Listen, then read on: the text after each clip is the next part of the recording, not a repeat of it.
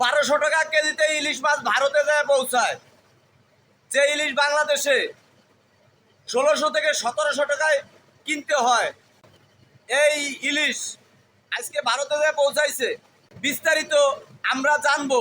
ভারতে মাছ রপ্তানির খবরে কিন্তু ভোলার প্রতিটি মাছ ঘাটে কিন্তু মাছের দাম তুলনামূলকভাবে 300 থেকে 350 টাকা পর্যন্ত কেজি প্রতি বৃদ্ধি পাওয়ার খবর কিন্তু আমরা পেয়েছি। আমি রয়েছি ভোলার তুলাতুলি মাছ ঘাটে। এই ঘাটে আজকে 1 কেজি ওজনের ইলিশ মাছ বিক্রি হচ্ছে 1800 থেকে 1900 টাকা কেজি দরে। এছাড়াও 700 থেকে 800 গ্রামের যে ইলিশ মাছ রয়েছে তা বিক্রি হচ্ছে 1600 থেকে 1700 টাকা কেজি দরে। এই যখনই নদীর মাছের সরবরাহ স্বাভাবিক ছিল রয়েছে, তখন কিন্তু এই ভোলার যে খুচরা ক্রেতারা আছে তারা ঘাটে এসেছে মাছ কেনার জন্য, কিন্তু ইলিশের দাম ঊর্ধ্বমুখীর কারণে তারা একরকম হতাশা প্রকাশ করেছেন। তাদের সাথে আমি কথা বলেছিলাম।